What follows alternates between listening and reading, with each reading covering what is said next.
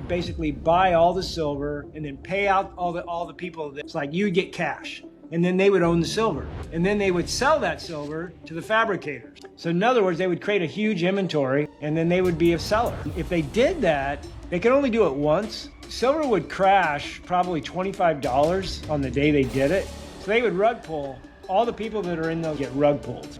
Today's it's at 80, 85 bucks. So you'd wake up tomorrow, it's at 60, and you get paid back 60. Where do you see the floor in silver right now? But right now, my target is 72, to retest 72 before we go back to 120. I actually think it'll overshoot. It can easily overshoot 72 for on a daily basis. And I call it the final battle because the banksters are going to try to push gold down. They don't want people to pivot to gold, so they're going to push gold down. That's that battle, and then they're finally going to throw in the towel and they start buying gold. The beautiful thing about silver is that it's just going to follow gold. And gold's going higher, and if gold's going higher, silver's going higher. What do you expect for gold? So I have a floor on gold of 4,500. I do not expect 4,800 to hold.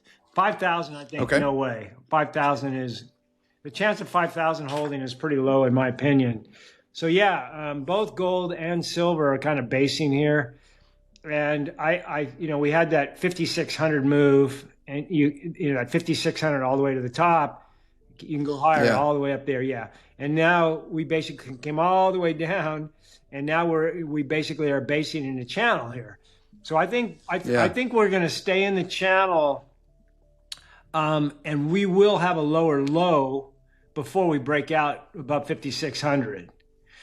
And so I'm thinking, when the S&P finally rolls over, which if Iran, if they decide that they're going, if they want to bring down the global economy, because they can do it easily, and it's not going to take them very long. They keep that strait closed for another, 2, 3, 4 weeks. We're going to see the stock market crash. I don't know how many weeks the market can handle the Strait of Hormuz being closed. But even if they reopen it and we don't go down and kind of retest that cycle low for the year. The market loves to celebrate gold rallies. But the quiet story right now is that the metal might actually fall before its next major surge.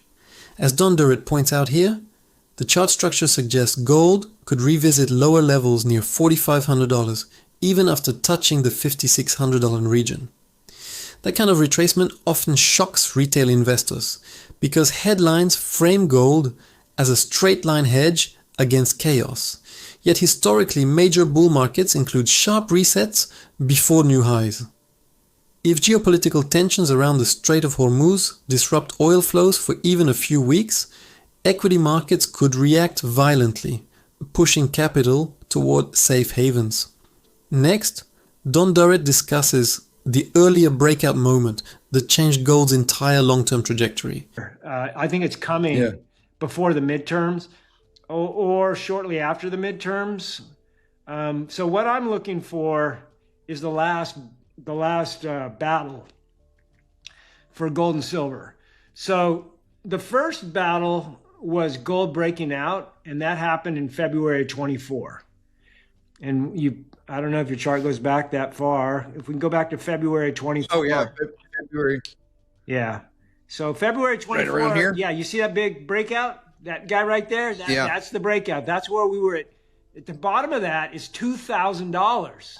So we broke out from 2,000. We went up $3,600 in 2 years from that level, from that breakout. Yeah, 2,000.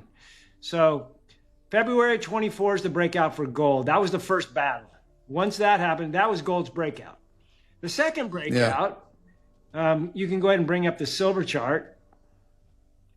The second breakout was silver in August, the first week of August of this year. So silver had to wait 1.5 years to break out.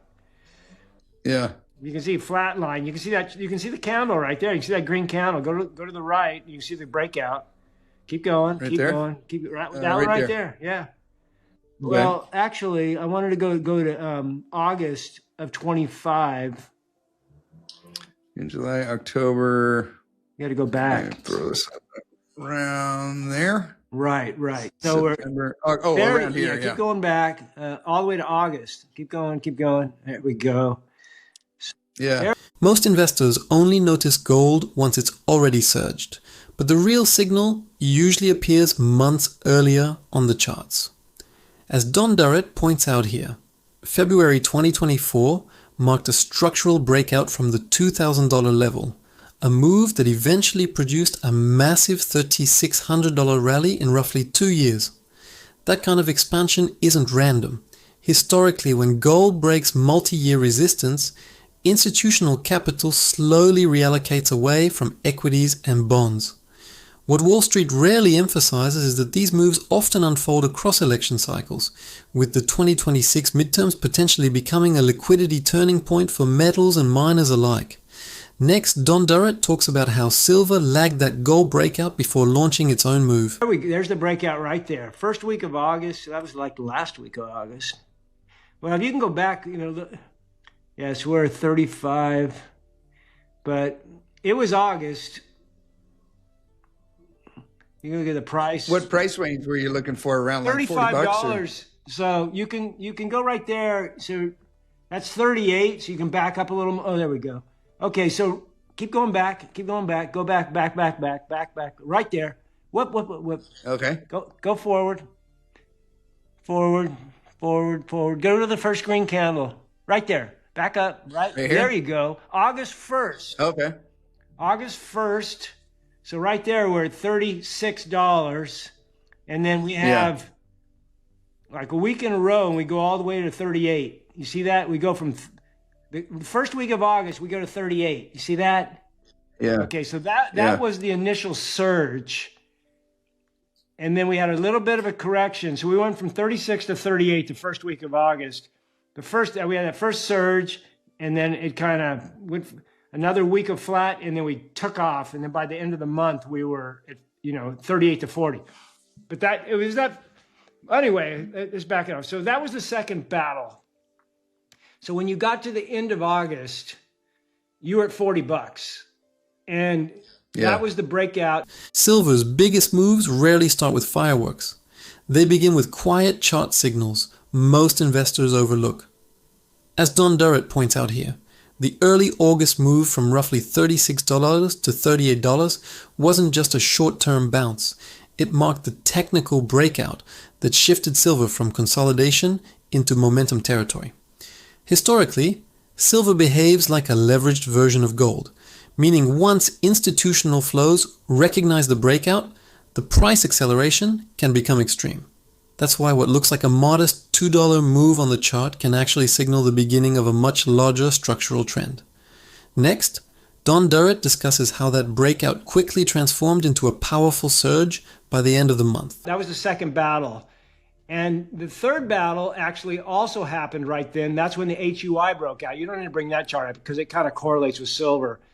But silver went from 40 to 60 by the end of the year, which is a 50% move. Yeah. And then it went from 60 to 120 in like a month.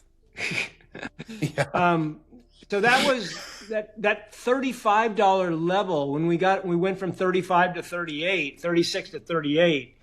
That was the when silver was basically breaking out and winning that battle. So silver broke out in August. HUI broke out in August. So the final battle we're still waiting for. Bring it. Where do you see the floor in silver right now? What? I think 72. What do you see? If you bring up the daily chart, if you go at 72, you can see there's some pretty good support there. So I think 72 it could hold. And if it doesn't, I don't think it will go much below 72, and I don't think it will stay below 72 very long. But right now, my target is 72 to retest 72 before we go back to 120. And I actually think it'll overshoot. It could easily overshoot 72 for on a daily basis. When silver doubles in a short period, the real question isn't how high it went. It's whether the market can hold the gains. As Don Durrett points out here, silver surged from $40 to $60 by year end and then exploded toward $120 in just weeks, a classic momentum phase that rarely moves in a straight line. Historically, after moves like that, metals often retrace toward major support before the next leg higher, which is why the $72 region becomes so important for traders and long-term holders alike. For investors managing real portfolios, that kind of volatility can mean large swings in mining stocks and ETF exposure. Next, Don Durrett discusses why this $72 level could become the critical line in the sand. But you'll notice, there was only one chart, there's only like one candle there that went below 72. So I think you see another one of these, I think right? we could see one of those where you have an intraday, it goes down to 60, 62, but then the following day it gets back above 72. It'll just be a one intraday thing, and then once that 72 level holds and you get back above 80, it's game on for silver. Okay. But expect volatility. Right. I mean, like today. I mean, these miners are going up and down anywhere from 1% to 5% a day, and we're actually seeing 8% and 10% moves in a single day. For instance, that big red candle there, that was a 10% down day. So we're seeing some uber volatility. I actually don't think we'll see a 10% down day, but a 7-8 is definitely in the cards. And 5% has become the new normal. 5% down, 5% up has become kind of the new normal for silver and silver miners. So, but the beautiful thing about silver, as I mentioned earlier, is that it's just going to follow gold, and gold's going higher. And if gold's going higher, silver's going higher. Volatility isn't a warning sign in silver markets. It's often the signal that the real move is underway. As Don Durrett points out here, even a sharp intraday drop towards $60 could simply be a liquidity shakeout before silver reclaims the $72 level and pushes back toward $80. What many investors underestimate is how violent precious metal cycles can be. 5% daily swings are becoming normal, and mining stocks can move 8 to 10% in a single session when sentiment flips. These sudden moves often force weak hands out, while institutions quietly accumulate positions beneath the surface. Next, Don Durrett talks about why silver ultimately follows gold's larger macro trend. It's a pretty simple story. However, silver has a problem that the government is going to have to, I think, intervene, and that problem is inventory. There's not enough silver for both fabricators and investors. That's the reason why you have a 200 million ounce deficit the last 3 years.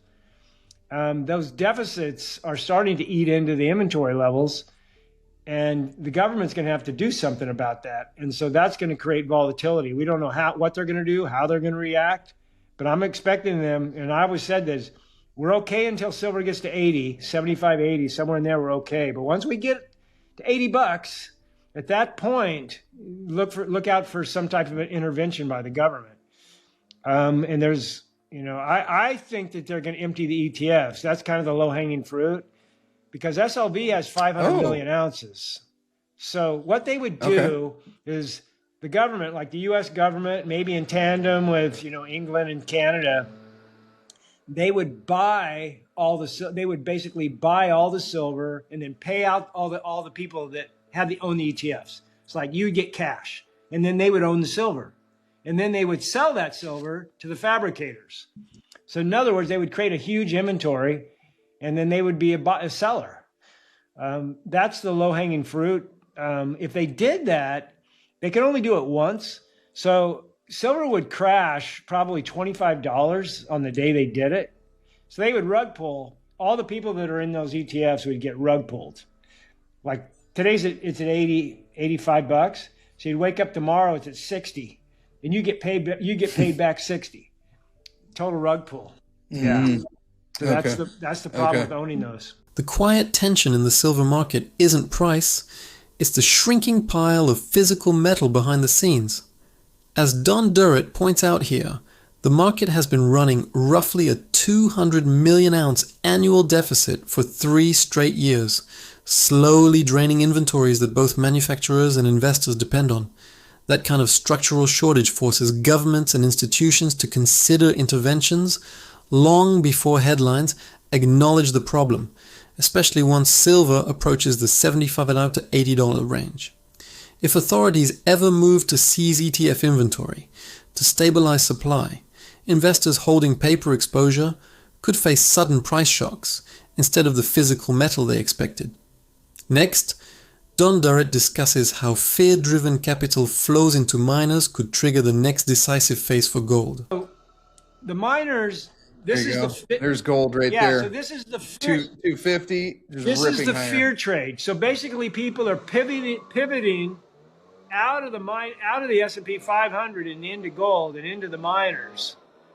So you can imagine the miners were doing extremely well. As if gold's doing that, the miners are doing extremely well. So this is what we're waiting for. We're waiting for the S&P to go flat, and then gold outperform the S&P, and people pivot into the miners. And this is the final battle. And so I don't know when. So you basically get a decoupling. Can you bring gold back on the screen here? Yeah. So you get a decoupling. So right here, the decoupling occurred in 2001. So you see in 2001, kind of towards the end of the year, Around there. the end of 2001, right? The first quarter. Oh, end of 2001. Yeah, the first around quarter, right the there. fourth quarter. Yeah, a little bit further, Yeah. right there. That's good. So And, the S&P is dropping, and gold's going up. Yeah. That's the decoupling period. And so that's what we're waiting for. We're waiting for that decoupling where the S&P goes down and gold goes up. And that's the final battle. Every major gold cycle begins the same way, not with headlines, but with capital quietly leaving stocks.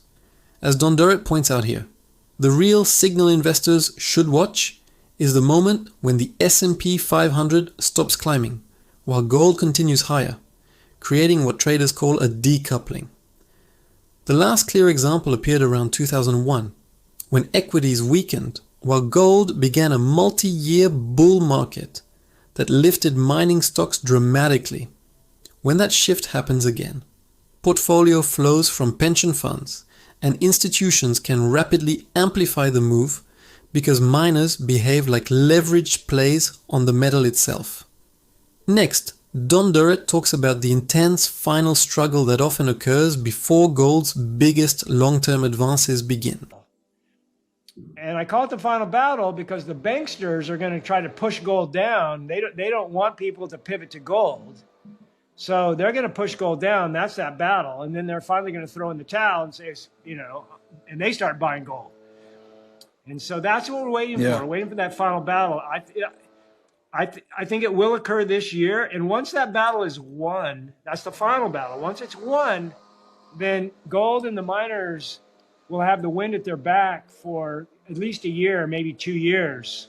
And in this chart, you can see it was for 5 years. I don't think that's going to happen, but it could.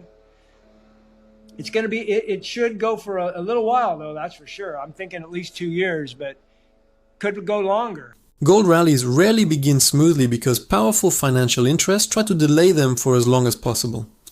As Don Durrett points out here, what he calls the final battle happens when large institutions attempt to push prices lower, even as underlying demand keeps building. Historically, this phase often creates confusing volatility that discourages retail investors while large funds quietly accumulate positions.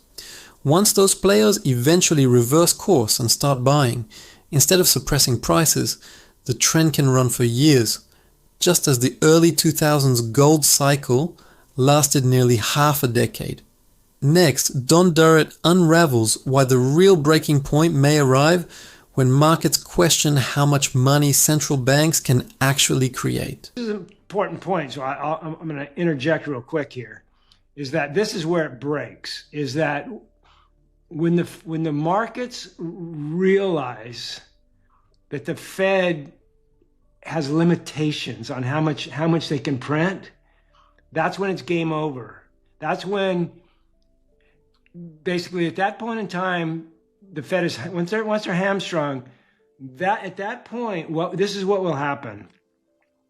First thing that's going to happen is they will stop bailing out everybody that goes bankrupt, because they're like, hey, we just don't have the money. Sorry, banks will start going under. Well, we'll go try to find another bank to buy you out, right? But we can't, we can't come to your rescue. So that'll be kind of the first thing that happens. Well, they'll start limiting bailouts, and you won't be able to really notice that initially.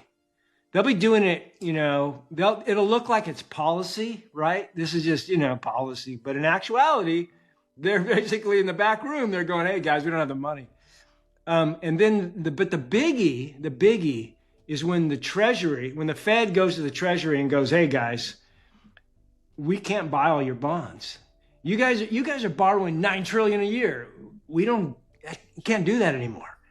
You got to stop borrowing what you're borrowing. The financial system works smoothly only as long as investors believe central banks can rescue everything. As Don Durrett points out here, the real systemic risk appears when markets start questioning the Federal Reserve's ability to keep printing and absorbing government debt. If that confidence cracks, bailouts that once felt automatic could suddenly become selective, forcing weaker banks or corporations to collapse instead of being rescued. That shift would fundamentally change investor behavior, because markets have been conditioned for over a decade to expect constant intervention. When that safety net disappears, capital historically rushes toward hard assets like gold. Next, Don Durrett discusses how government budgets themselves may reveal these limits sooner than many expect. That's the biggie, and that's coming.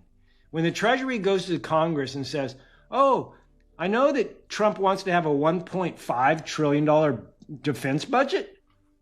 We don't have the money. Sorry. Tell Trump $800 billion.